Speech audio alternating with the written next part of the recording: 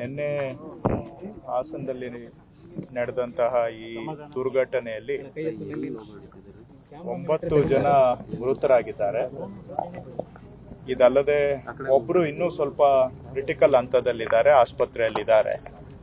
ಸುಮಾರು 20 ಜನ ಇನ್ನೂ ಆಸ್ಪತ್ರೆಯಲ್ಲಿ, ಕೆಲವರಿಗೆ ಗಂಭೀರ ಗಾಯ ಆಗಿದೆ, ಕೆಲವರಿಗೆ ಫ್ರಾಕ್ಚರ್ ಆಗಿದೆ, ಇನ್ನು ಕೆಲವರಿಗೆ ಸಣ್ಣ ಪುಟ್ಟ ಗಾಯ ಆಗಿದೆ. 20 ಜನ ಇನ್ನೂ ಆಸ್ಪತ್ರೆಯಲ್ಲಿದ್ದಾರೆ.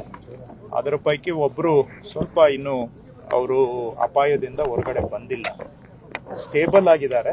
ಆದರೆ ಇನ್ನೂ ಕೂಡ ಅಪಾಯದಿಂದ ಹೊರಗೆ ಬಂದಿದ್ದಾರೆ ಅಂತ ಹೇಳಲಿಕ್ಕೆ ಆಗುವುದಿಲ್ಲ. ನಿನ್ನೆ ಸ್ಥಳದಲ್ಲಿ ಮತ್ತು ಆಸ್ಪತ್ರೆಯಲ್ಲಿ ಸೇರಿಸಿದ್ರೆ 9 ಜನ ಈ ದುರ್ಘಟನೆಯಲ್ಲಿ ಮೃತರಾಗಿದ್ದಾರೆ.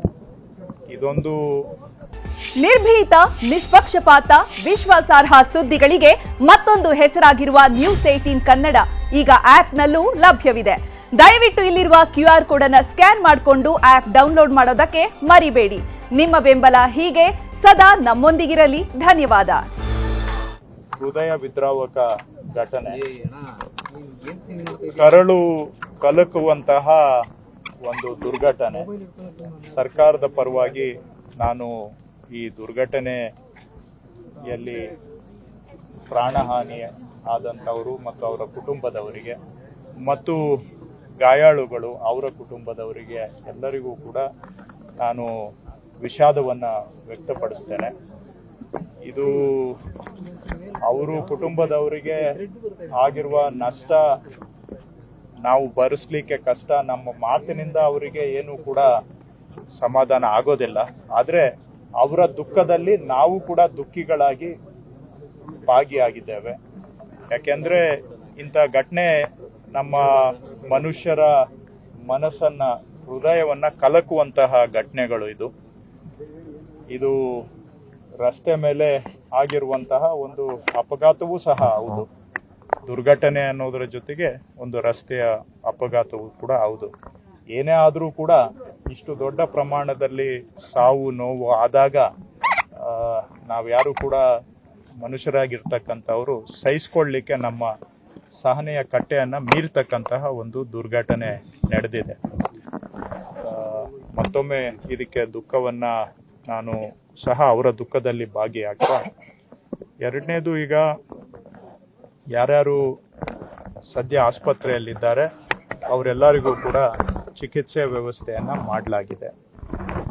ಜಿಲ್ಲಾಡಳಿತದವರು ರಾತ್ರಿಯೇ ಕಾರ್ಯೋನ್ಮುಖರಾಗಿ ರಾತ್ರಿ ಎಷ್ಟೊತ್ತಾದರೂ ಸರಿ ಕುಟುಂಬದವರಿಗೆ ಆಗಿರುವ ನಷ್ಟದ ಜೊತೆಗೆ ಆಸ್ಪತ್ರೆ ಹತ್ರ ಅವರು ಕಾಯುವಾಗೆ ಅಲೆಯುವಾಗೆ ಆಗಬಾರ್ದು ಅಂತೇಳಿ ರಾತ್ರಿ ಸುಮಾರು 3-3:30 ಗಂಟೆ ಅಷ್ಟೊತ್ತಿಗೆ ಎಲ್ಲ ಮೃತರದ್ದು ಅವ್ರದ್ದು ಏನು ಕಾನೂನುಬದ್ಧವಾಗಿ ಏನೆಲ್ಲ ಪ್ರಕ್ರಿಯೆಗಳು ಅವಶ್ಯಕತೆ ಇತ್ತು ಅವೆಲ್ಲವನ್ನ ಮುಗಿಸಿ ಕುಟುಂಬದವರಿಗೆ ರಾತ್ರಿನೇ 3 ಗಂಟೆ ಅಷ್ಟೊತ್ತಿಗೆ ಬಾಡಿಗಳನ್ನ ಕೊಟ್ಟು ಅವ ಬಾಡಿ ಎಲ್ಲಾನು ಕೂಡ ಊರುಗಳಿಗೆ ಸಾಗಾಣಿಕೆ ಮಾಡುವಂತ ಕೆಲಸವನ್ನ ಜಿಲ್ಲಾಡಳಿತದವರು ಮಾಡಿದ್ದಾರೆ.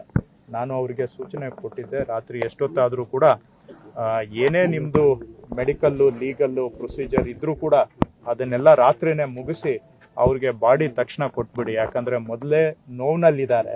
ಆ ನೋವಿನಲ್ಲಿ ಎಲ್ಲೋ ಬಂದು ಆಸ್ಪತ್ರೆ ಹತ್ರ ಬಾಗಿಲು ಕಾಯ್ಕೊಂಡು ನಿಂತ್ಕೊಳ್ಳುವಂತದ್ದು ಆಗಬಾರದು.